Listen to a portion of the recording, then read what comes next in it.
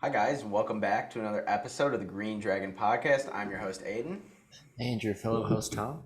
and we're joined today by a special guest, a friend of me and Tom's, Andrew Russell. Andrew, welcome to the podcast.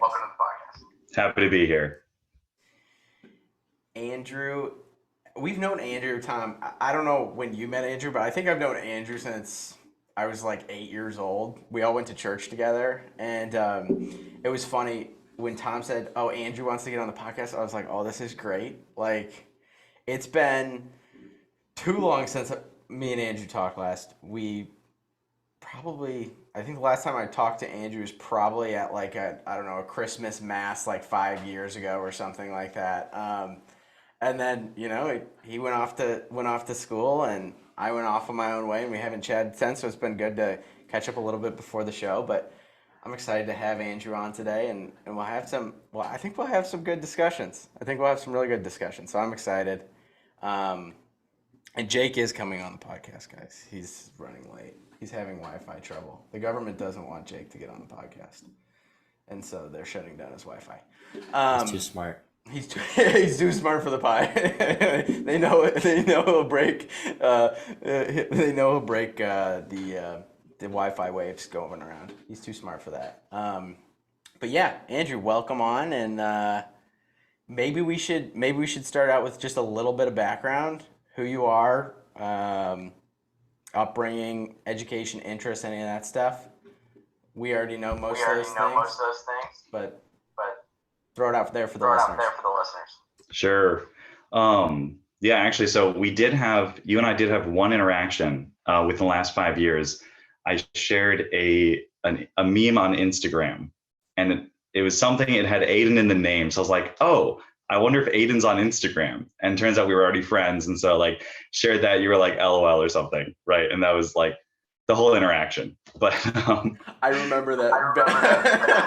I was like, I haven't heard from it. What is he sending me?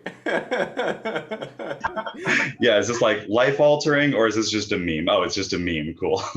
Yeah, I thought it was like something really important, and I was like, oh, Sandra, it's a meme. Classic.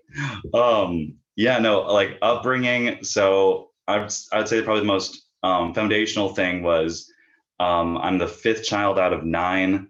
And so I've got four older siblings who are all, better than me at everything, and four younger siblings who somehow also managed to be better than me at everything. And so, a lot of competition. If you met my family, they're a very competitive family, right? Like family game night is more about, arguing over the rules rather than playing the game. But yeah, so, but no, love them to death. And so, yeah, so grew up there, moved into the area that, where I met you two, and also Jake. We were all altar servers together. And yeah, when we were like, I was like, oh, I could have been older than 10 when we moved there. So yeah, so met you guys like super young, and that was really great. Then we all worked at Tom's dad's plant nursery of moving plants together, and loading up fountains into old ladies' cars, and we had a ton of fun there. But yeah, then education, I was homeschooled K through 12, kind of unschooled for part of that time, but a lot of trips to the library, just kind of studying whatever I wanted for high school. But then, yeah, went to Wyoming Catholic with Tom. He was a grade ahead of me because he's just smarter than me. And yeah, loved it there. I know you guys have had some Wyoming graduates and students on the podcast. So yeah, that's awesome. Happy to join their ranks. And then interests, I'm going to be starting up a teaching job come this fall. I'll be teaching like medieval literature, Latin, things I have no qualifications for, but it'll be fun.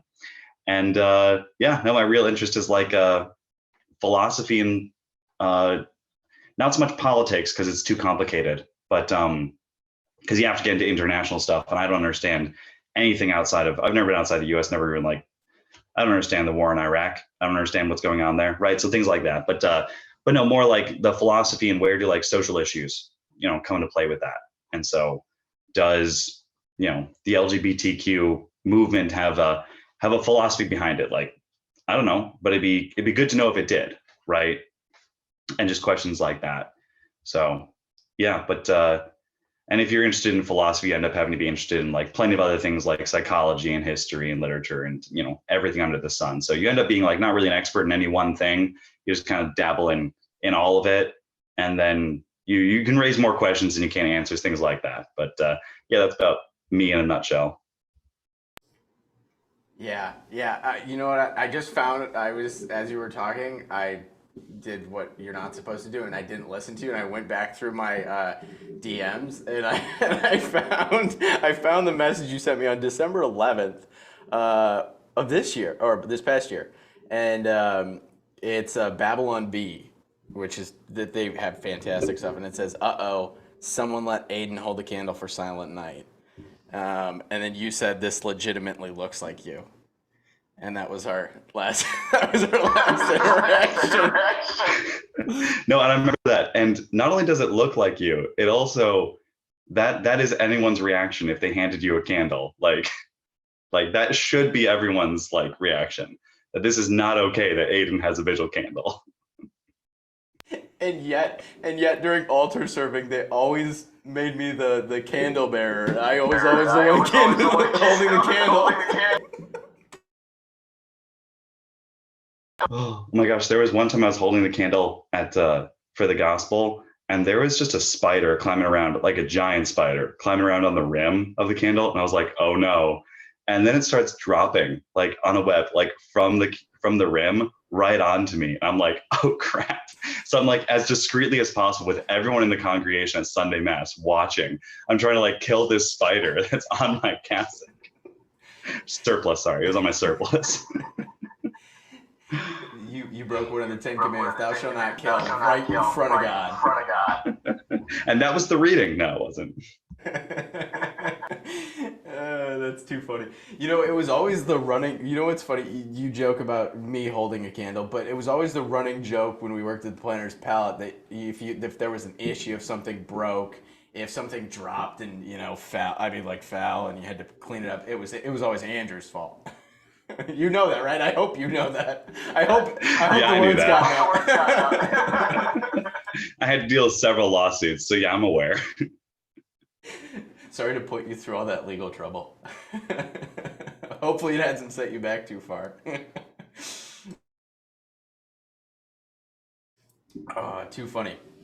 Well, yeah, so I'm interested. You said medieval literature and history. What's your? I had to do a lot of that like genre of reading during high school. What was your favorite? Like, do you have a favorite out of that genre? As far as let's just go literature, authors. Yeah, I know this really technically isn't medieval.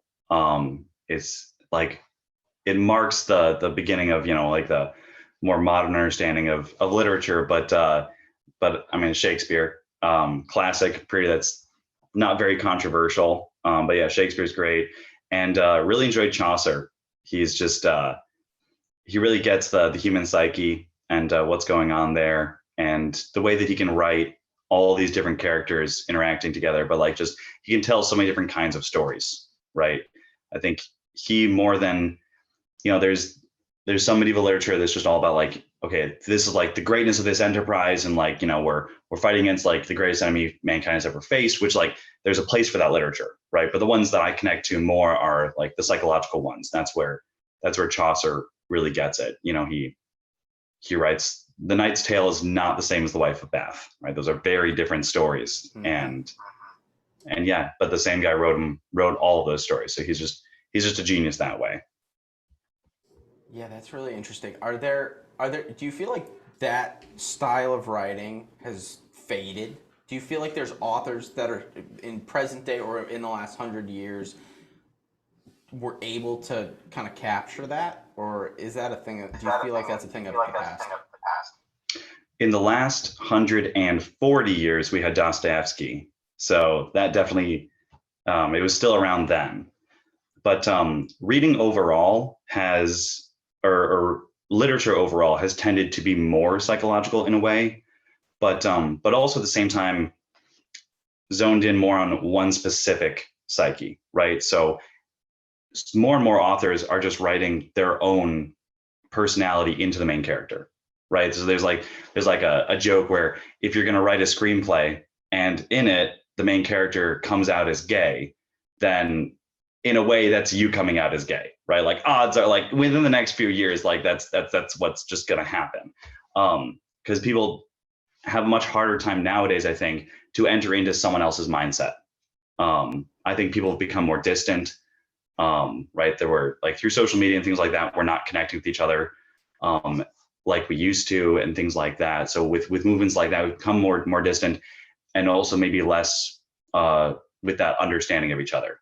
So we've gotten, on the one hand, literature's gotten more psychological and less about the great events of, the past or fiction, right? If Lord of the Rings was released today, it probably wouldn't be a smash hit. It's too much about the grand adventure. And then, so on the one hand, more psychological, but on the other hand, more about just our own psyche and how we see the world. Interesting. Yeah, I'd have to agree with you there. I think people in general are just, whether it's in literature or just life itself, I think people are just less empathetic. There's a complete loss of empathy. Like everybody's so self-consumed, and I think social media has a lot to do with that. But I think too, it happened a little bit before social media. I think just consumerism in general and the way society kind of shifted about 100 years ago really changed a lot of that. And I think one of the things that happened was the community was broken up. So you had a lot of these small, and this is something I've been thinking a lot about, but like small communities. I have my great grandma, she lives in Iowa, and this is kind of, it's going to be a tangent here, but just bear with me. My great grandma, she lives in Iowa. I think she's 98 this year, and she lives in a farming community of about 400 people. She's lived there her whole life. She knows almost everybody in the town, and it's this beautiful little like bubble, this tiny little community. And the last time I was there, I was like, there's just nothing like this. And all the people that are there in Granville, Iowa, tiny little town in the middle of nowhere, in the middle of a bunch of cornfields, like they all know each other. Their families have all been doing the same thing for the last, I don't know, 100 years. And it's this really beautiful thing because you have this really strong, deeply rooted community. And that's something that just kind of got wiped out in the last 100 years. And I think with that, it's removed a lot of our ability to connect with people and be empathetic towards others, or to have empathy. And I think that's something I've noticed. And so I've been thinking a lot about this community aspect because one of the things, we talked a little bit about this before the podcast with Wyoming Catholic, is like the sense of community you had there and like how valuable that is. And like it's worth more than any amount of money in the world, really, to have those deep-rooted friendships and that deep-rooted community. And it's something that's, it's completely getting destroyed in modern culture, I think. Yeah. I've heard that part of the reason why Americans specifically, I'm sure there's other countries too, but Americans specifically love going to college is just because that's the one time in their life that they live in a walkable community where I don't know, I always have a problem with comedians who say like, one day I was walking down the street and right there, that he's telling a fake story because nobody walks down the street anymore, right? Like you were walking to or from your car, right? That's all the walking that we do, right? In communities now. But in college, you can just walk around everywhere and that just changes everything because all your friends are within a walkable distance, right? And everything you need, right? You're going to walk there and you're going to pass by people that you know or don't know. And you're going to see things, right? You're more aware of your surroundings when you're walking. When you're driving, you're just focused on the road. And that's not very interesting, at least not in a communal dimension. And you probably have your windows shut, right? Even on the nicest of days back in Illinois, I remember like everyone had their windows shut. I'd always have mine open. Like I want to like, feel the wind, like, and just hear the sounds, even if it's just of the suburb, right? Like it's more expansive than just in my car. But yeah, and everyone else would have their windows shut. And I was like, what's with that? So yeah, really blocking off community in those ways.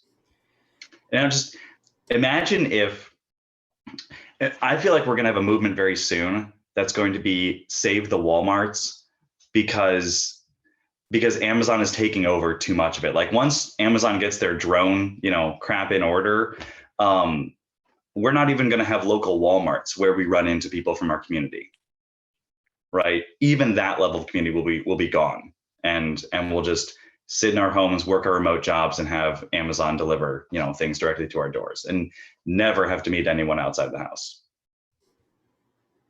Yeah, I think we're pretty. I mean, like I think we're very close. I think next few years that could totally happen. Um, yeah, it's funny you say Walmart. Like if I want to just go people watch, I go to Walmart. Like it is so fun to go to Walmart. You go to Walmart. I did this back in Aurora. If you go to Walmart after like 9 p.m., it's an amazing place. Like the people you see in there, you're like, where are these people during the day? Like I am. Like, it is truly amazing. They were probably at Walmart still. They've been in there all day. Yeah, definitely.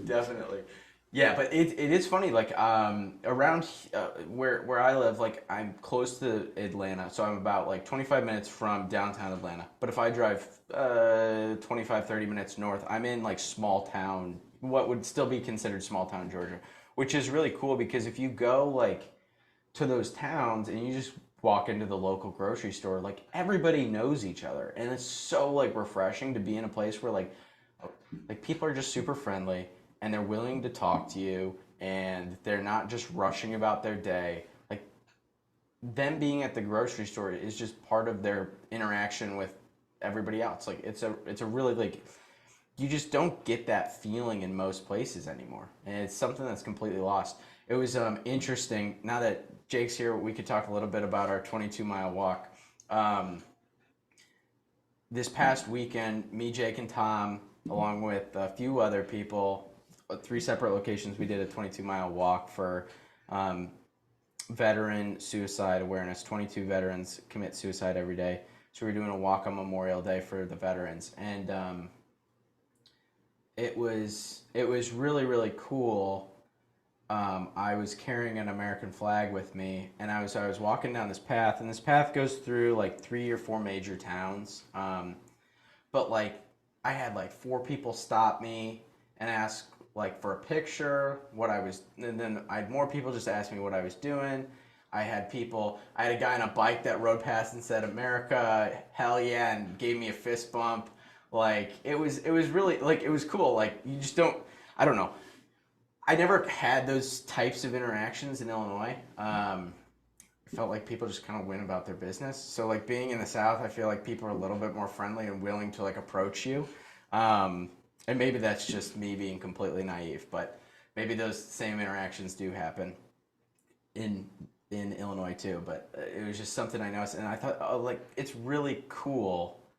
Um, like I don't know, just like to have people that are willing to maybe even go outside of their comfort zone to have an interaction. Like it's super like I don't know, since COVID that just really hasn't been a part, I feel like, of everybody's normal life. I feel like we all just kind of stay close to ourselves and try not to venture outside of our comfort zones at all. So it was really that was a great interaction. And then walking past the road, like I had like a mile long, a busy stretch of highway, and like every car that passed me would like lay on their horn for the flag. I had people saluting me. Like it was really cool. Like it was a pretty awesome experience. It's good to see that there's still people that are like patriots. I was like, oh, I wasn't sure. I was worried at first. I was like, am I gonna get like mugged carrying like the American flag down this path? Like I was genuinely worried. Coming in Illinois, you probably would get mugged for carrying the American flag. Or for not, they would just mug you because they want it. Yeah, if you're in Chicago, they don't have to give you a reason to mug you. Well, I only met one person on my trek because I went down. You probably know where this is, Andrew, but I went down North Second where I'm at, all the way down to the end of North Fork and back. And so it's just kind of like um, ranch houses, like family homes.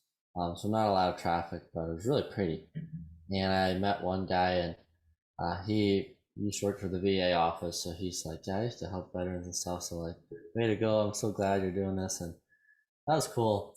And I was realizing, it's like I think there's a lot to do with like initiative when like you're trying to get to meet people, like thinking about this idea of community. And I've noticed that it's usually like the first step that is the hardest to make. Like if you're the one that you feel like you have to reach out, or you're the one that has to set something up, you're like, oh, it's that just seems kind of awkward. But people are so appreciative of you when you do that sort of thing. I think that's why Wyoming Catholic was so good, was because so many people were willing to take the first step to initiate some sort of relationship. And so I think it was really fun that we did this walk, like, because we at least were out there, and I noticed we had quite a bit of people online, like, rooting for us, and I think they were pretty excited. So, yeah, it's like that idea of being the first mover of something. It's kind of like an idea of like, being Christians, we're supposed to be the first in action kind of thing deal. Like we're the first one to say hello, we're the first one to um yeah, just kind of like be the creator of thoughts, like conversation, that type of thing. So I don't know if you guys want to share in on that, but I've been thinking of how I do a better job of building community, because like being after school, it's really easy to like do your own thing in your own apartment, because you're like, well, I had 4 years of friends and they're all doing their own things. You kind of make excuses of like, oh, it's okay, I don't have to go see everybody. But you get really lonely pretty quickly if you go down that path too far. But yeah, I don't know what you guys think, because it is kind of a cool idea, like just to share ideas on how we keep building those friendships, relationships long term. I think one of the hardest things about like especially after college is so many people like disperse into different directions. And so if you're trying to keep, I think trying to keep those connections going, what we're doing right now is a great way to do it. um, because you get to have conversations. It's not just like a message across to some screen that you're receiving from somebody else. It's actually a conversation. Even though we're in 4 different locations across the U.S., we all get to sit and see each other's faces and communicate for a good amount of time. And I think that's a good way to stay in touch with those people. If you're able to organize some sort of activity that allows you to do that. But then, like, I don't know, for me, it's really tough to fit in like the just the social time during the day. But one of the things I find is if I go to the gym early enough, I get about 20 minutes, and I go to a smaller gym. So one, if you don't know where to start, find an activity or a place you can go to, something that you enjoy doing, whether it's, I don't know, fishing, reading a book. Go to a bookstore, a local bookstore. Don't go to the big ones, because I find if you find local places, a family-owned business, a locally owned business, something like that, the people, even the owners, you'll start to have interactions with the owners. You'll meet people through the owners. You'll meet other people that frequent that same place, and a lot of those people might have the same interests as you. So I found just going to the gym like 20 minutes before and then staying 20 minutes later than I usually do, having the interactions with people. I mean, I probably know now. I mean, it's not a very big gym, but I like at any point of the day that I go, I either go early in the morning or midday. I know everybody that goes in, and I say hi to everybody, and I know everybody pretty much by a first name basis. And so I think that's like a really cool thing. I think small business is a great way to interact with people. Go to your like local farmers markets, meet the people that have the shops there. Like, there's just so many. I think getting involved locally is a great thing to do. Getting involved in an organization, anything you can find locally is usually a pretty good bet, especially if you're interested in that thing. chances are you'll find somebody else that you'll connect with. Yeah, the one thing I would add to that is community is built around activity or built around some goal. And so like if there's Vikings at the gate, right, you're gonna find the community there, right? Like everyone's got to band together to do something that is to fend off the Vikings. Now, barring having Vikings at your door, other things you can do are, I mean, this is where you can really take initiative in your own community. And if you like karaoke, then you start karaoke night, right? And that brings people together and you meet people that way, right? Like community isn't just a group of people who happen to live in the same location, right? That's just a group of people who happen to live in the same location, right? They're a community once they're doing something together. And so whatever it is that you're passionate about, right? Like you should just organize that thing. And yeah, like we were saying earlier, like people are way more appreciative of that and way less judgmental of that than you think they're going to be, right? If you are really into putting on Shakespeare plays, then you get a bunch of high schoolers to put on the Shakespeare play, and it can be the worst Shakespeare production, right, ever. It can just be a crap Shakespeare production, but people are going to love it. And they're just going to thank you for putting on this crap Shakespeare production, right? Just because you put on a Shakespeare production, they're going to love it, right? Things like that. It doesn't have to be great, it doesn't have to be monumental, but it's your way of adding to the community so that in generations to come, they can be like, oh yeah, we still do this karaoke night because, you know, it's a timeless tradition. Whereas like right now, it's just you thinking like, maybe I want to do a karaoke night, right? That's just how community is formed. It's around some activity, right? That people find, you know, common value in. Yeah, I think so. I think it's really easy to get lost in your self-doubt and your thoughts. Like I for one, I know I overthink everything, and if I spend too much time thinking, then I talk myself out of it. And so you got to go for it sometimes. You just got to take the leap. And I think that's the biggest thing. I think if you're passionate about something, just go and do it. Like the only people that are going to join you, the haters aren't going to join you. Like, I mean, like they're not going to waste their time and show up. So like only the people that like truly care about the same thing you care about are going to show up. Like only the people that are interested in doing a karaoke night are going to show up to a karaoke night. You're not going to get some loser that doesn't want to do karaoke. Like, I don't know. So like might as well try it, right? Like it doesn't hurt. And it's easy to say, but then it's a whole different thing to put it into practice. I know I know exactly how it is, and I for one would not be interested in a karaoke night. So that's like way outside of my comfort zone. They are a lot of fun though. Singing in front of people is not my forte. Oh, that actually reminds me of karaoke and Shakespeare. A shout out for you, Andrew, when you did your remarkably good performance of the Shakespeare play. I'm, what was it again? I'm forgetting on the name. Measure for Measure. Yes. One is lesser known. So good. Yeah, it was one of my favorite ones I saw at school. It was just such a good, solid cast. You did the lead role, or one of the lead roles, superbly. So that was great. And then it's funny you mentioned karaoke because Aiden, when you graduate from WCC, you have a senior dinner, so that's when they give you the Stetsons. And then afterwards, you go to a restaurant somewhere and you just have a karaoke night for like 4 hours with all of your friends.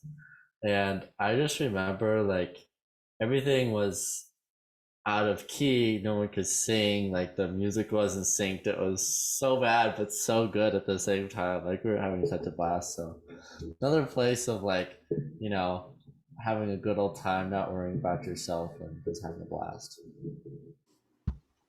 Yeah, there's a time and a place for singing well, and that's, you know, at church, at professional performances, but there's a time to just, you know, just start blasting it with your friends, and that's community too.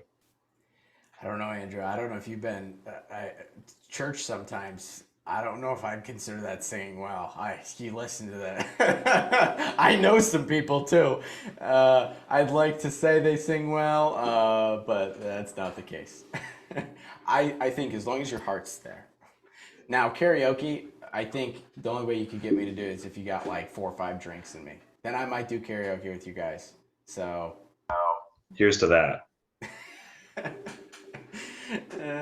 so I know next time I'm with you guys, I'm going to be completely sober. There will be no drinking at all. I'll be on like a 30-day no drinking challenge or something just so I have an excuse not to sing. It is, I kind of want to, as long as you guys are good, talking about community made me think about this. And I was thinking about how this kind of relates to the topic we wanted to talk about today. And I was wondering, because people now have lost a sense of community and are so focused on themselves, so inwardly focused, do you think that has anything to do with, because if you look at like a timeline, like when like the community aspect of American culture started to dwindle, I feel like that's when we saw the rise in like the LGBTQ groups, or individuals coming out as transgender and all these other different things. Do you think that has anything to do with it? There's something that just popped up in my head, and I was like, maybe it has something to do with people being more focused on themselves and completely like basically self-destructing because they're not thinking about anything other than themselves.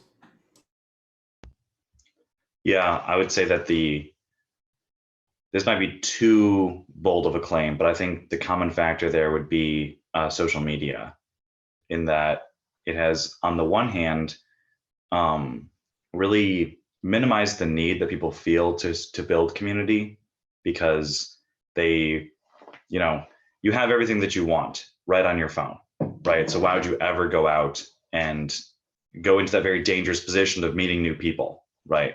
Who could end up breaking your heart, who could end up murdering you, or any matter of horrible things, right? When your phone can't do any of that to you. At least the science hasn't concluded that it can kill you. So on the one hand, right, it's kind of put the dagger into community. On the other hand, it's platforms like Instagram are very, very body focused, right? And so that you end up getting not just focused on you, because there's a healthy degree of that, right? Like you should love your neighbor as yourself, but you can't love, right? And so you have to love yourself, right? In that equation too. So there's a healthy place for that, but Instagram is very much body focused. And so it's all about like, how do you present yourself? And if you are not presenting as, 10 out of 10, like conventionally attractive person, then you have to find some sort of justification for that. And this is a rabbit hole that I think a lot of people go down. Not everyone who's on Instagram, not everyone who is transgender, but this is a pretty common story that I've heard, is that they're so focused on their body there and their insecurities that they decide to adopt this radical lifestyle that's transgender or homoerotic or things like that. And so I think social media, that's one of the real evils of social media. And on the other hand, it's also breaking down communities. Yeah, I could see that. I could see how I think social media, like you said, especially Instagram, is very, very focused on the physical attributes of an individual. Like you post a picture of yourself, you're not typically posting pictures of other things for the most part. Like most people's personal accounts are pictures of themselves, or it's typically not a picture of your food unless you have a food Instagram. Which I follow a lot of those actually. That's most of my feed. But pretty soon you're going to have trans food, but yeah. Exactly. Yeah, the hot dog's actually a hamburger. Yeah. Yeah, but I think it becomes very easy to get lost in, oh, I have to look this way. Or the other crazy thing is like these, I mean, I didn't realize this, but it amazes me how many people use the Photoshop apps to like fix like things they don't like about themselves. Even if it's little as like, oh, I want to take this freckle off. Like I want to remove the freckle from this, like off my face for this photo. or like I want to change, like my eyes just don't look right here. I need to touch them up a little bit so they look more blue, or like my eyebrows look a little weird, but let's fix that. Like not even just like photoshopping abs, like we're talking like just little like it's so nitpicky, and it truly shocked me. Like when I went to college and like guys were like, yeah, like you can't trust, and like if a girl posts a picture on Instagram, like you might see her in person and it was like, oh my gosh, she is a completely different person. Like she is trying to be something completely different online than she is actually in person. And it was like it felt so disingenuous because like if you got to know that person in person without ever interacting with their online presence, you'd probably really enjoy that person and their personality, and you'd probably get along just fine. But it's it's really challenging when so many people are trying to be something completely different than who they are. And I think that's the danger of social media. You have to do something to stand out, because every with the Photoshop apps, everybody's a 10. Everybody's the 10 out of 10 that you're talking about. So what are you going to do to differentiate yourself from all like the hundreds of thousands of other people that are 10 out of 10? You got to up the ante somehow.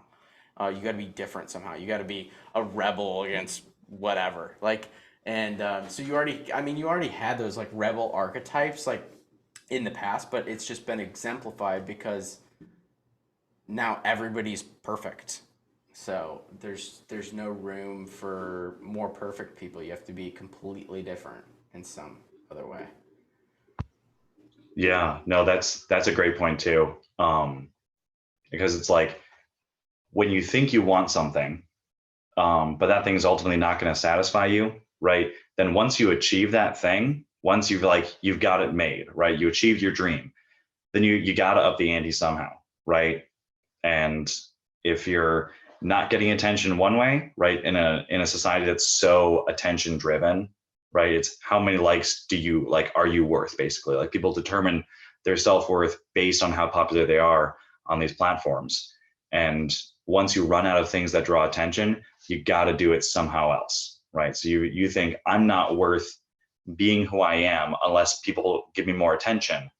And so there's that insecurity there, which is definitely a big part in the transgender movement, but also like the need for attention. And I wouldn't say I don't want to reduce that movement because I know there's a lot more going on psychologically than just, oh, I need more attention. But there's I mean, like Dylan Mulvaney had like his 1 year celebration of like 1 year of being a woman, right? And he was like, he talked about like wanting to make it a little bit low key and things like that, and completely contradicting what it actually was. It was a musical spectacle, just some way for him to get attention. And it was, yeah, no, that's a good point. Yeah, it just seems so disingenuous. But yeah, that situation with Dylan Mulvaney, I mean, I don't know. It's getting out of control. And I just think the lack of I think the lack of them trying to remove, and when I say them, I'm talking about whatever power, the social powers that be here, trying to remove the definition of male and female. I think that's the most dangerous thing, because as soon as you remove that definition of what means to be a man or a woman, you can go in any which way you want it. Like, I mean, you can turn anything, you could be anything you wanted to be. Yeah, we were joking about Matt Walsh's "What Is a Woman" last week. Have you watched that, Andrew? Only clips, because I'm an ADHD postmodern, but yeah. I've loved what I've seen so far. Okay, That's a okay. great So answer. that was perfect. That was fantastic. Yeah. So I think we watched the first. We this was totally illegal. I think I don't know why we shouldn't bring this up anymore. We played like the first like 18 minutes of it. It was like up for free, and we like watched it on the podcast, I think, and then we put it online, so I'm pretty sure that like breaks some copyright issues. But hey, it was free at the time, so who cares? But like some of the people he encounters in that documentary, you just wonder like how do you get there? And it like stems, and this is the beauty of what the point he's trying to make through the film is like you lose all sense of sanity as soon as you remove the definition of what is a man and what is a woman. Like you take that away and it all ends. Like all hell breaks loose. Yeah, no, it's true. I knew a trans person. I was coworkers with well, her pronouns were they them. She was biologically female, and she at one point changed her name, and it was a big deal. And if people forgot to call her by the new name, then she would like kind of throw a fit about it. And I mean, from my perspective, I'm like, well, I'm sorry, that was your name, right? For like 3 months that I knew you, and now it's suddenly not, right? So like, it's difficult. Like it's hard to remember everyone's name as it is. But one thing that she said that really stuck with me was when she was talking about why she changed her name.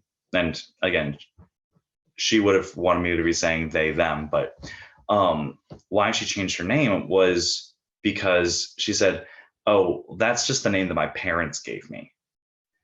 And so that just told me there's an obvious disconnect between her and her parents, that she did not grow up feeling, loved and appreciated like she should have been. And so now she's in this position where she feels like she has to make her own identity. And that means being gender ambiguous or fluid. I'm not sure what something that's non-binary, kind of just to get attention, but also I think for her it was more so to be independent of who she was, because she didn't like who she was, so she had to change it up somehow. Yeah, but breaking down the division between men and women allows for this kind of fundamental level of confusion where you don't know how you're supposed to interact with the world. And the world right now is not really telling you in very clear terms how you ought to interact with the world. And so you come up with all these ways like, oh, maybe I'm now a woman, right? Or maybe I'm not. Maybe I'm neither. But yeah, no, that fundamental division is, I don't really fault the transgender people so much as I do the people who are pushing the agenda, who are saying, no, it's okay that you have this psychological disorder, which we've diagnosed in, it's in the dictionary of psychological diseases, right? Gender dysphoria. Like, it's okay that you have this disease, just keep having it. In fact, we're going to do surgeries to help you, right, with this delusion, right? It's those people that I really have a problem with, who are encouraging this kind of behavior. Most definitely, especially the people that are pushing it on young children. I think those are the most despicable people. For there to be, I mean, it blows my mind that an 8-year-old can decide that, if he's born a biological male, that he's now a female, and that if a parent doesn't affirm that they're somehow doing their child a disservice, and can be there's pushes to have, in some states, to hold parents accountable for that too, like, and to like have like child services come and show up and take the child away from the parents then, because they're not affirming that child's delusion. And that to me is absolutely mind-boggling. But I don't like, it's hard for me because I have trouble seeing any sort of logic behind the trans movement, because I feel like it's just based on like complete bullshit. I don't know if you agree with me. Do you feel like there's any I mean, like, is there any logical backing for this? I mean, I understand it is like you said, it's a psychological disorder. But like, other than that, is there any is there genuine logical backing for this in any way, shape, or form? Because I think if you're gonna have an argument with somebody that believes that it should be a thing, or there is logical backing, like, I guess what would the arguments against that be? Sure. Well, I'd say ultimately, whatever logic there is, it breaks down because there is the binary distinction between men and women. So just laying that on the table. Mm-hmm. But I would say there's enough logic to confuse the issue. And that would be possibly, we don't have an exact number on this, but like possibly something around 2% of the population worldwide is something which some people call intersex. It's kind of hard to talk about these things because there's so many terms, and like depending on it's a debate over the terms, right? So depending on which side of the aisle you fall on this question, you're going to use different terms for this. But so we'll call it intersex, quote unquote, where they're born with like male or female genitalia, but their chromosomes are the opposite gender, something like that, right? Where there's a disconnect biologically between what they present as versus what they are at the level of genes and at the gene level. And so for that 2% of the population, right, that's kind of a large number, right? For people where it's not exactly an easy question to say whether they are male or female. And I think that causes that's pretty much the only logic to the argument is that, well, nature doesn't have a binary division between male and female. It also has this 2%, and so therefore there's more genders. And the way to get around that is it's not very clear, right? Because it's not like I can say like, no, you present as a man, therefore you are a man, right? Because your chromosomes are females. Like, which one do we go with, right? So it's not an easy question there. But ultimately you can say like, I think you have to have an idea of like, what does it mean to be a man? What does it mean to be a woman? And it's not, and that's slightly harder of a question, right? Than do you have male organs or female organs, right? What does it mean to be male? What does it mean to be female? And we don't want to make this too wishy-washy, right? We want to ground this in biology. And you can do that by looking at like, what's the purpose of male organs and female organs? And that's to reproduce. Like there's more attached to being a man or being a woman, right? There's virtue specific to you. There's other actions you have to do in order to like because you are one or the other. But I think the logic breaks down when you look at where do you fit into the task of reproduction. So basically, if you've had a kid in your life, then depending on which role you took, because there are two roles in that, depending on which role you took, like your gender, right? It is male or female. And then there's more difficult cases, but ultimately it's what do your organs tend towards this side or do they tend towards this side, right? At the more fundamental level of the genotype. So that's in 2 minutes that resolves the entire question of the transgender ideology. There we go. I love it. That was perfect. Makes a lot of sense. It does make a lot of sense. Now, is there any like, I know nothing about the intersex topic. Is there any way for somebody, let's say, I mean, you have to swing one way or the other, right? You can't you can't produce sperm and also then be able to carry a child, correct? Like that's physically impossible. Correct. Okay, perfect. I just wanted to make there have been some cases. I watched a video today to prep for this. There have been some cases, they're very, very rare, where individuals will have a disorder, which means that they grow one testes and one ovary. So they have both, but they're not functional. So it's not like any one person in the history of mankind, no single person has been able to take on either role, right? In procreation. It's either one role or no roles. So if you can't reproduce, then the question is like, okay, at the more fundamental levels, like the genotype, like, do you have the gene which activates your the production, like in the fetus, right? Does it activate the production of male organs or does it not? And if it does, and it went wrong somewhere, well, you're still a man, right, at the genotype. And that's one of those more difficult cases, like one in a billion, where it's really difficult to tell and takes a lot of testing to figure out whether you are biologically male or not, because you are presenting as female, but at a more fundamental level, something went wrong along the way, but you do have that fundamental male genome, or are you female? Yeah. Yeah, that makes sense. That makes sense.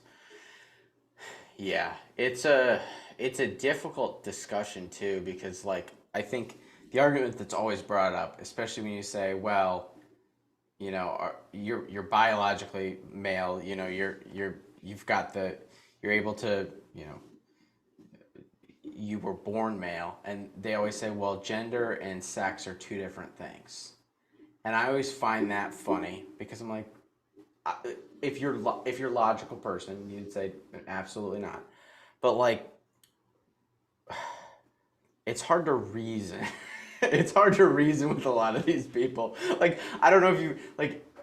I haven't had many conversations about this with people that think differently than me.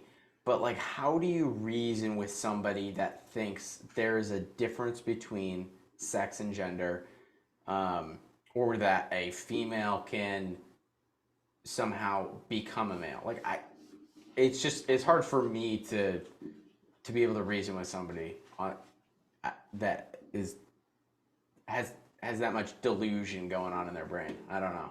I don't know if you're the same way. Yeah, no, that's a fair question. I would say there's two conversations very different to be had. One is the more logical question. That's to be had with the policymakers, right? Or basically the ideologues who are pushing, right, for the LGBTQ agenda. And that's to really challenge them, like, okay, how can you say that there's a difference biologically between men and women, but then you could say like your gender is kind of associated with those, but it's not, like you can just completely switch it.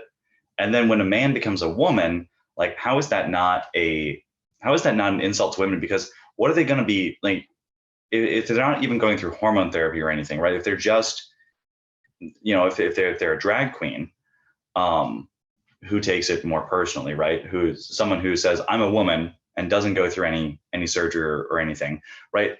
What are they going to do to quote unquote become a woman? Well, they're just going to act like the stereotypical woman, right? Further reinforcing gender stereotypes.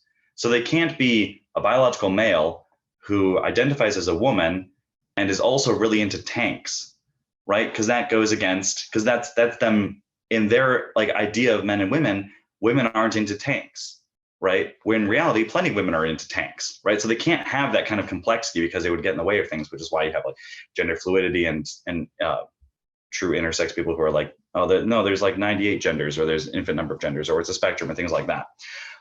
So anyway, so there's one conversation we had with the policymakers, and that's the question of the philosophy behind it. Like, how does this make any sense, right? Let's really push them on that, make them answer, because it doesn't make any sense. But on the other hand, someone who is transgender, who identifies as another gender that's not their biological one, I'm not sure that's a very helpful conversation to be had with them, because most people aren't convinced by logic. There have been plenty of times when someone has presented a perfectly logical argument to me, and I'm like, yeah, but I don't want to do that. And so for those people, because like you were saying, they're living under that kind of delusion, you'd really just be treating a symptom. Because like we were talking about earlier, right? These people they feel like they need to be independent from their parents at a very foundational level, or they feel like they need more attention, and that's probably a condition of either what is that called, narcissism, or depression, right? Both of which are serious like medical issues. And so if you convince them like, no, you can't transition into another gender, all you're doing is getting rid of one of their coping mechanisms, right? Whether it's healthy or not, you're just getting rid of the coping mechanism without addressing the reason why they needed that coping mechanism, right? So really what you got to do is, I think, show them affection, because most people don't think that, hardline Christians can be friends with them. And to do that, that's a huge step already. But then on top of that, just trying to like, be an actual good friend and talking through some of these issues. And I feel like if you do, and I haven't had this kind of success story in my life, but like if you manage to, unearth the things that are really bothering them and help them through that, the gender dysphoria is just going to go away, right? 9 out of 10 cases. I don't have any data to prove that, but that seems right to me, that like they're no longer going to, since they don't have the need for that coping mechanism anymore, they're not going to need it anymore. It's just going to fall by the wayside. Yeah, that would make sense. That would make sense. And I think yeah. Tom, go ahead. Sorry.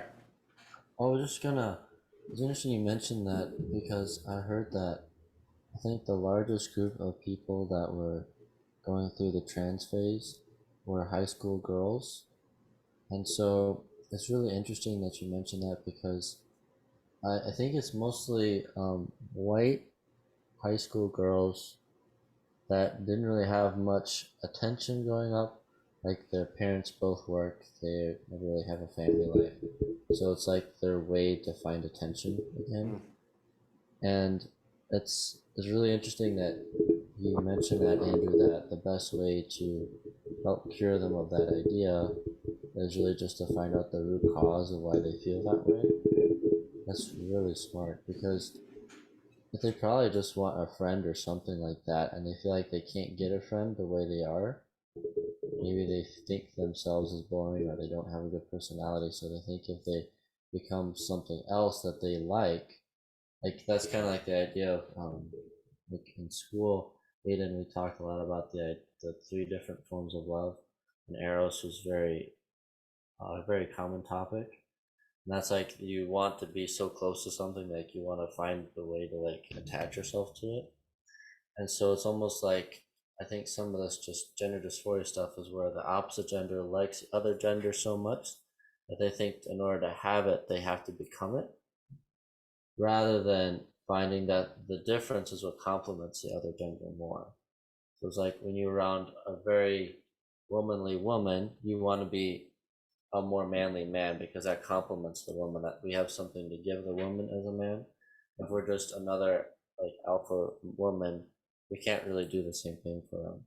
But I think when you're not thinking about these things, you don't have good examples of this, you think the best way to get what you like is to become that thing as much as you can, rather than like serving it or complimenting it by your differences. Yeah. Yeah, that would make a lot of sense. That would make a lot of sense, I think.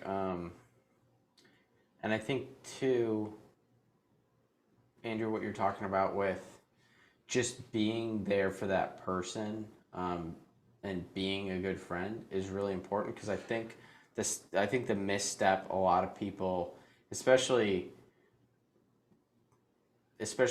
conservative Christians make with this is it goes one of 2 ways. Either you're hyper accepting of the person and you just enable them more, or you go to the other end of the spectrum where you try to fix that person because you don't agree with them.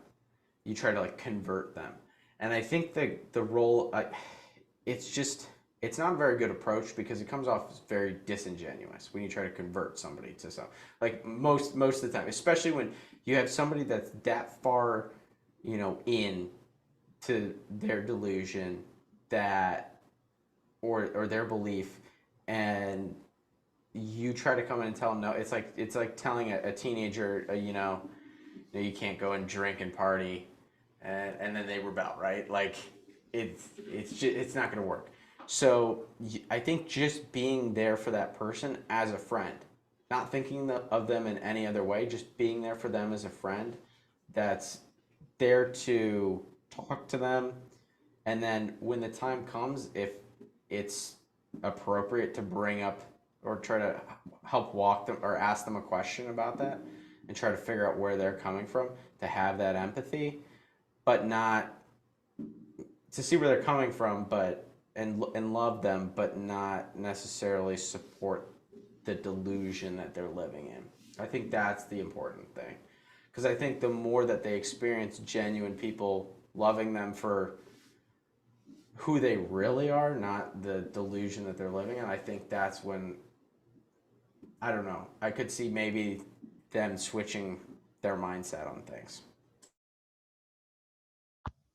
Yeah, because I mean, they, no matter how much they try to convince themselves, right, that they've successfully transitioned or that they're still in some fluid state between, um, like their brain knows. Like you're there. If you've ever had a dream, you know that there's more going on in your brain than just what's on the surface, right?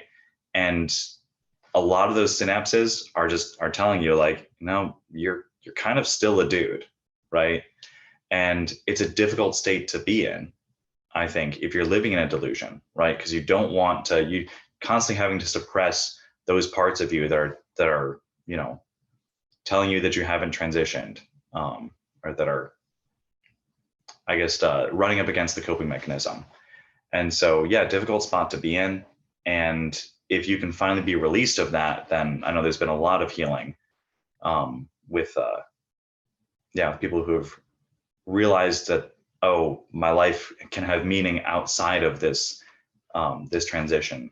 So, yeah, no, there's a ton of work to be done. I think that's true, and especially as conservatives, it's easier for us to take one of those two hardline approaches, right? Liberals, I think they are better at empathizing. That's, and we need that, right? We just need it directed correctly. Whereas conservatives are more about the bottom line. And all right, so you have a psychological disorder, go to a doctor and get it fixed, right? They're less about empathizing and figuring out, all right, what's at the root here. And that's where the liberals have kind of won the social battles, that they empathize. But we've got to beat them on their own turf here. Yeah, exactly. Yeah, yeah, it's always tricky. Like when you disagree with somebody, you don't want to you don't want to make them feel, I don't know, you don't want to empathize with them so much that you start to agree with them. And I think that's like the tricky balance. Like you don't want to make them feel like you're supporting that poor decision that they're making or the decision that they're making. But at the same time, you don't want to estrange them, like, and make them feel like you don't care about them. um, so it is a tricky thing. And like, I don't know, it's just not always like I don't know if you guys feel this way, but like it's always a little bit uncomfortable when, like, like if somebody, yeah, if somebody has transitioned, or maybe they're just, um, maybe they're gay or something like that, and you know that, like, it's always more challenging to be the same type of friend you'd be to them as somebody that isn't. Um, and that's always a challenge, I think. But yeah, if I think it like goes back to like, Jesus in the Bible, where he was like the friend to the sinners. He was almost more of a friend to all, he was more of a friend to all the sinners than he was to his like followers, in a certain sense. And I think like that's a really beautiful thing, to have that like very beautiful pure relationship with the people that, like, they're doing things that you don't necessarily agree with, but you're still able to be the same friend to them as you are to the people that maybe share the same beliefs or values as yourself. Like that's a very beautiful and pure thing, and like it's very difficult for like myself to do that. Like it's a challenge. Yeah, and that's a place where, the amount of exposure I think that, the LGBTQ plus community has had um, in media and now in the education system, I think that's going to do them a lot of harm in the long run, because people are going to be more comfortable being around them and are going to accept them as friends. And if they have those healthy relationships, then they're not going to need this, right? Then the gender dysphoria dissolves, right? And so it's like, yeah, it's like, well, yeah, you're going to be uncomfortable, like interacting with people who are very different from you, right? And so that makes sense. And I felt that too. But then, a couple weeks of working with this girl, and suddenly it was, I kind of like came to realize like, no, she's just a normal person, right? She's more like me than she's not like me. And like we've got a ton of common ground. So just trying to connect on other bases and figuring out, not how to ignore that thing, but just like what else can we focus on, right? Focus on those things, be a good friend. And then the day came when she found out that I was Christian, Catholic even. And that was because, I wasn't wearing my church clothes to work or anything. But I wasn't trying to hide it necessarily, but it was just, didn't really talk about it. And then one day, I was like, yeah, I'm Catholic. And she was just like, couldn't believe it. And like would avoid eye contact with me like the rest of the day. But then the next day, like we were totally cool. But yeah, it was like back to being the same old friends. And now she knows that like, oh, a Catholic person can be my friend. Like that's crazy for her. Yeah. That's a cool thing. I think what you said there, like about her being more like you as a person than not being like you as a person, is like a really important thing for people to understand. Like you have to, like, I think in all interactions in life, if you want to have quality interactions with people, you have to look at it as glass half full rather than glass half empty, and like that type of perspective. But what you start to realize is really it from the outside, I think, and this is partially due to the news and the media and all this stuff, there's a false sense of like separation between people. Like the media likes to make it out like everybody is so different, so pitted against each other. And when you start to look at it, it's like, no, that's not really reality. Reality is that we're all human beings, and most of us can agree on like 99.9% of things. And there's like that 0.01% that we can't agree on, like, or like that we might have a difference of opinion on.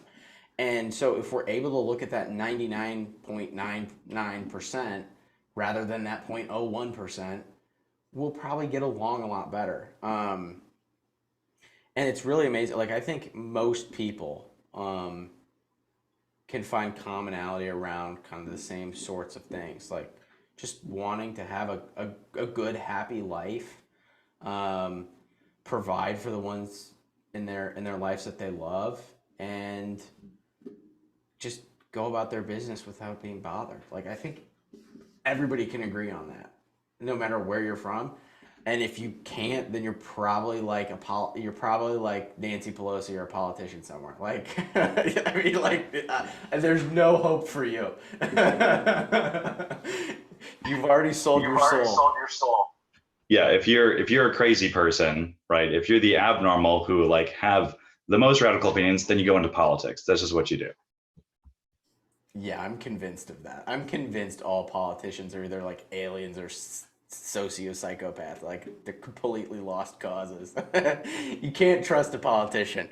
Yeah, I guess other than just being being open to being a better friend, a better human being to these individuals that might have a different viewpoint than ourselves.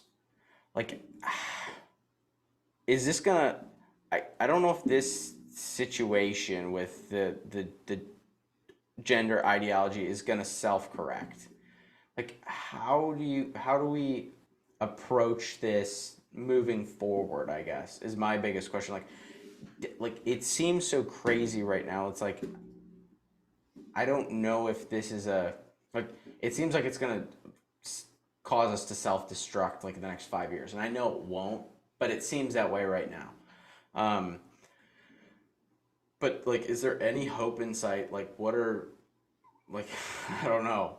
Like, are there things to avoid like when raising children? Do you think, as far as entertainment, social media, all these things? Like, how do we avoid raising the next generation into this delusion? Because I think that is our hope. I think the hope is the next generation, but it's very concerning to see the next generation being so indoctrinated in these beliefs that are being pushed on them by the powers that be. Yeah, I would say first off is that in any generational problem like this one, the next generation is not necessarily the hope, right? The hope is just future generations, period, right? We don't, I don't think we need to feel the pressure to fix this in one generation because, I mean, so transgenderism has kind of become an issue in the last 15 years or so. But then before that, we had, there were gay communities very, very active in the 60s and 70s. So this has been a multi-generational problem. So we can expect a multi-generational solution, right? And I think step one is what states like Texas are doing, where they've put forward a bill.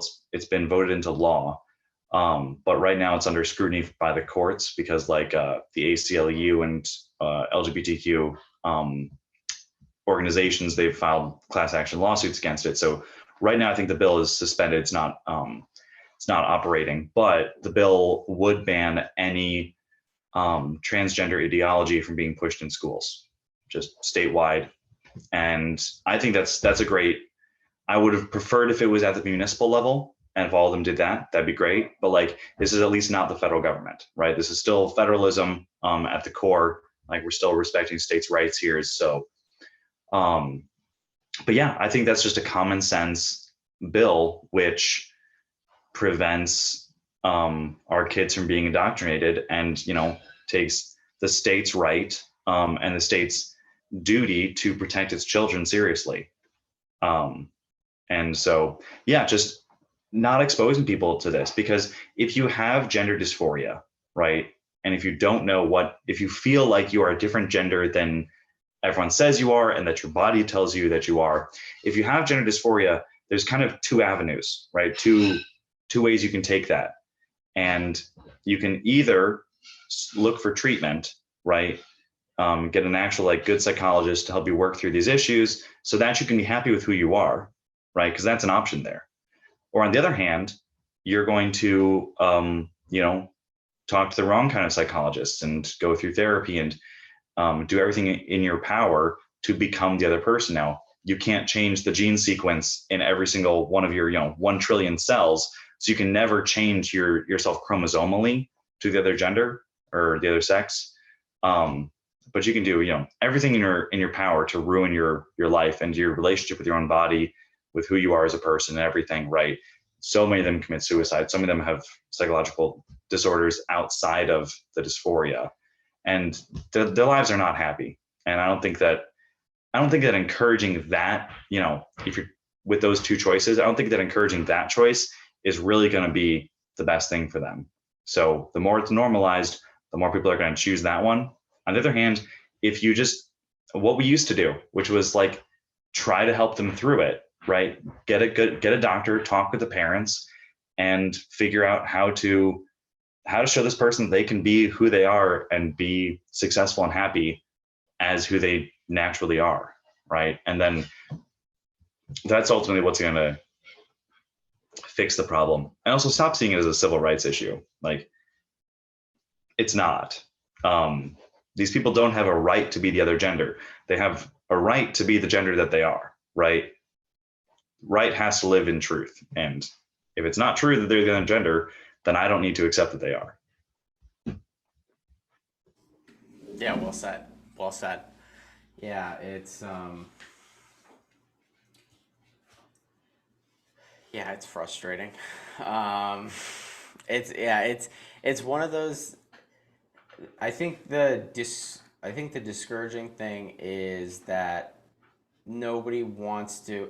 I think the common approach for most people, and I think the crazy thing to me is most people, if they thought through this logically, or let's just throw that out the window. I think most people in general don't believe that it's a logical thing to do. Like, I don't think most people your average person thinks that being transgender is a logical conclusion to come to. I think that most people just let it happen because they don't want to have to deal with the people that like 1%, the 2% of people that claim to be transgender. They're just like, let them go do their own thing. Who cares? Whatever. And that's kind of the common approach to it. But the thing is when you say, oh, who cares? Just let them do their own thing. Eventually, it gets to the point where we're at right now, where it becomes so common because it gets pushed, that it becomes an actual large social issue that then the government or the politicians latch onto because they know they can exploit it, and then that gets exploited even further, and then before you know it, which you end up having kids being indoctrinated at the age of 3 with gender ideology, which is the most maddening thing to me.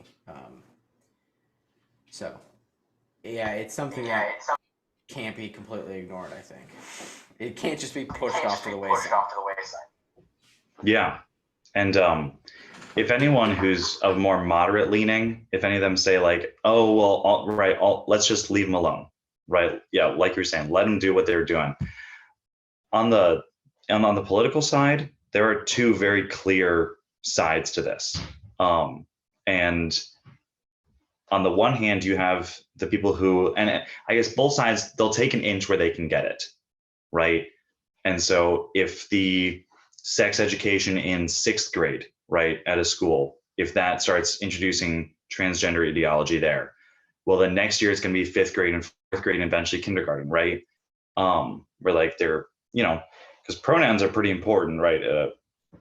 Pretty basic level of English. And so like it needs to be taught in kindergarten if we're going to accept it as a nation, right? So it can go all the way down there, and it has.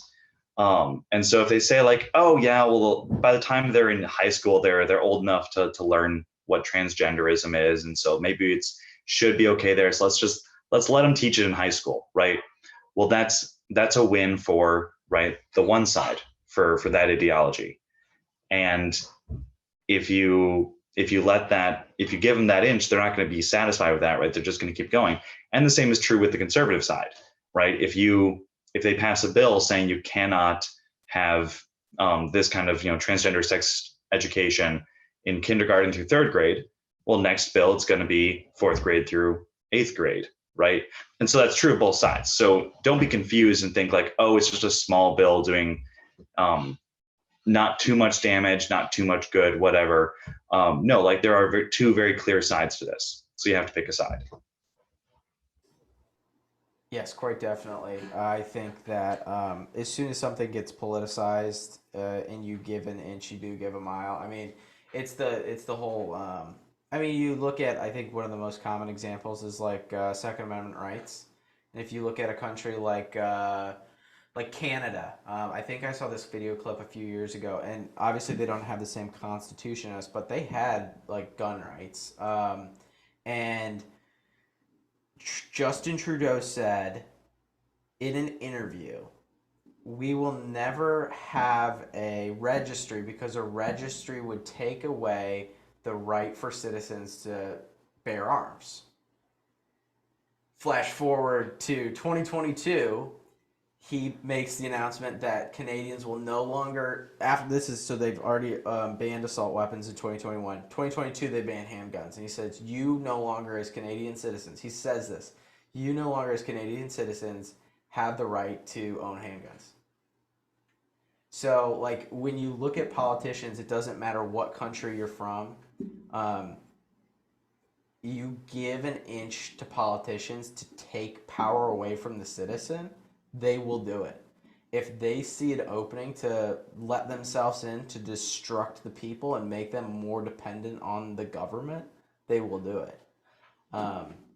So, yeah, with all these issues, I think it's disappointing to see people who have a more moderate stance to things and say, well, I don't care. Just let them do what they want to do.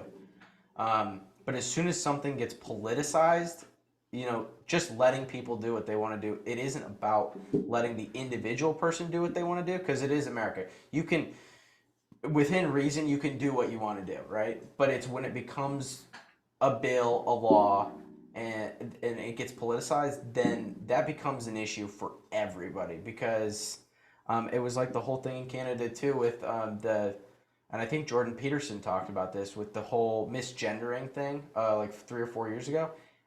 People were like, well, what's the big deal, right?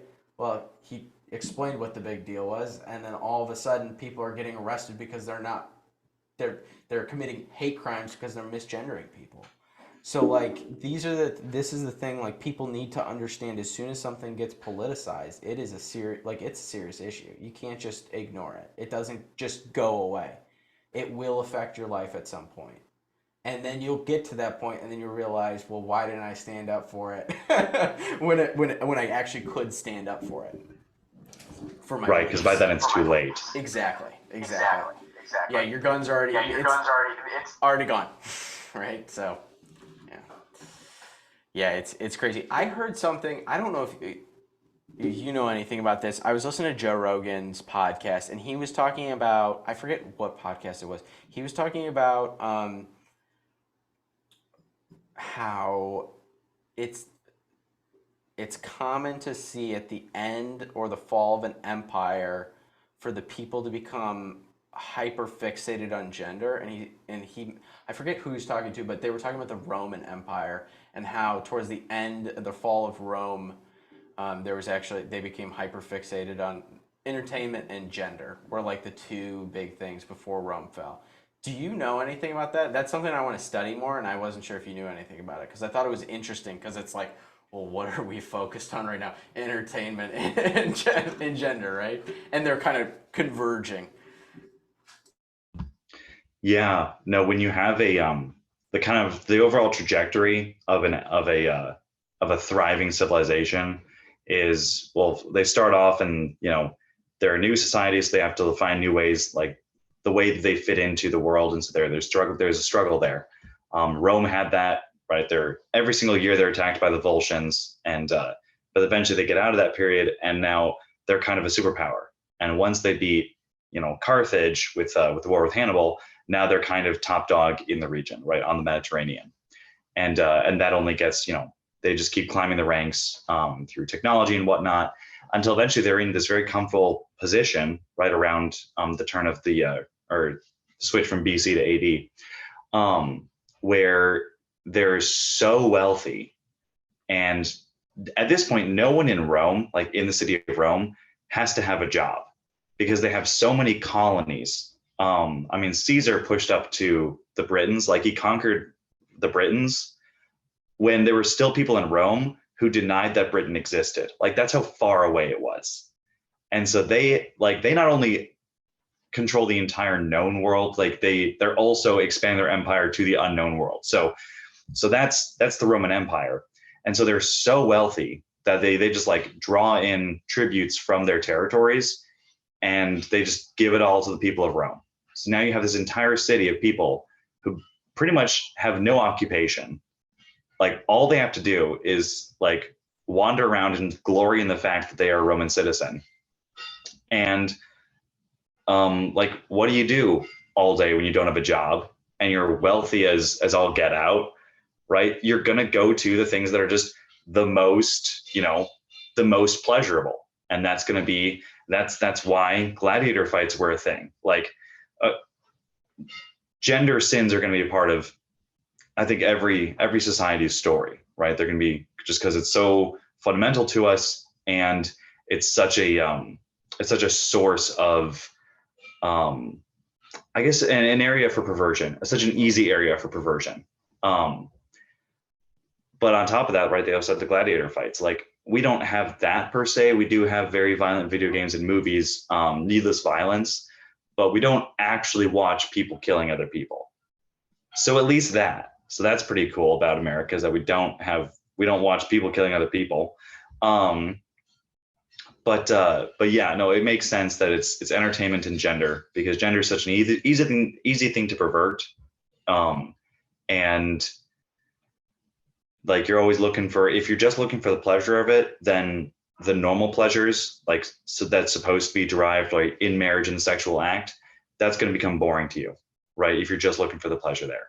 And so you're going to have to find it somehow else, right? So you're just kind of going to get weirder and weirder until you have just, as a culture, you've accepted something that's grotesque as just a thing that your society does, right? And that's when you have that kind of opulence, especially when you have an entire city of people who aren't working. Yeah, and then once you've hit that point, the nucleus of your society doesn't really care about your society. They just care about themselves, right? And that's when you see an empire fall, is when everyone gets closed off to themselves. And this circles back to what we talked about at the beginning with community. It's like people are closed off. We've got no reason to stand together as a nation, really, right? Mm-hmm. And so without communities, we all die. Yeah, exactly. It just it makes you want to go out and like start your own community somewhere and then get like Waco'd.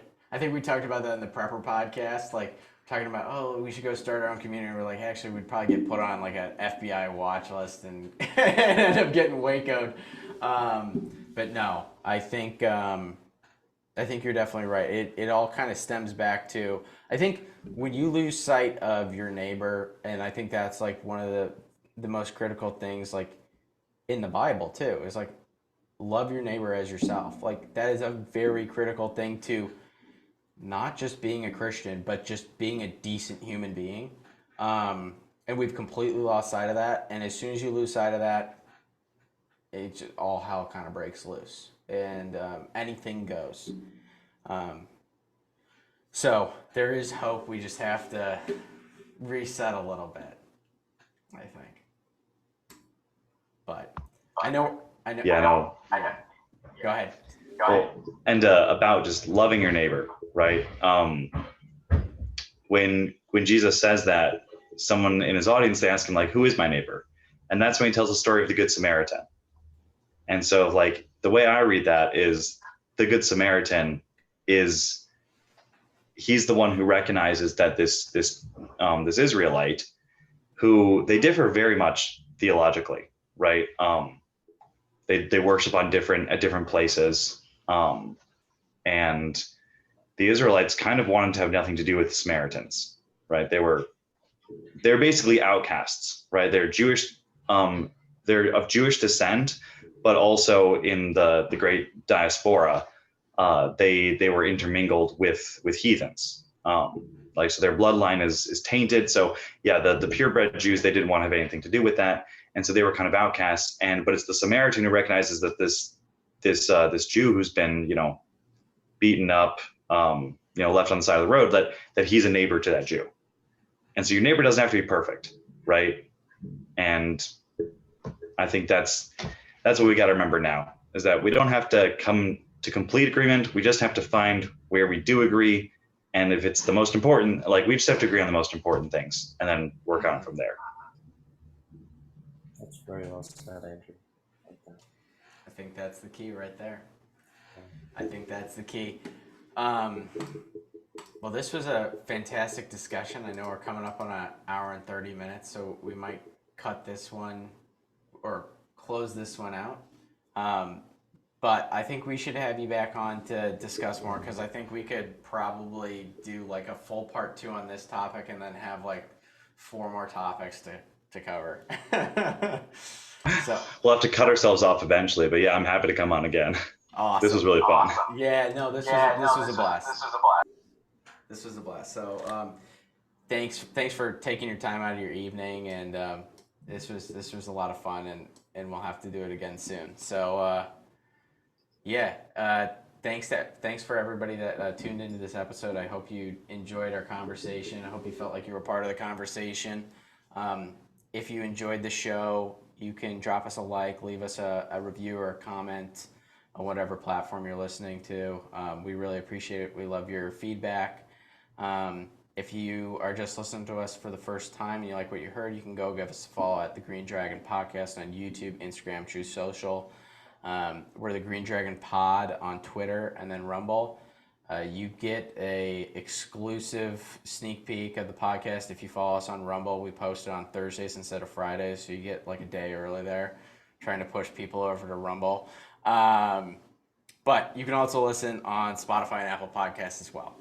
So until next time, be safe, be prepared, fight for what you believe in, be a good neighbor, and most importantly, be a good American. God bless.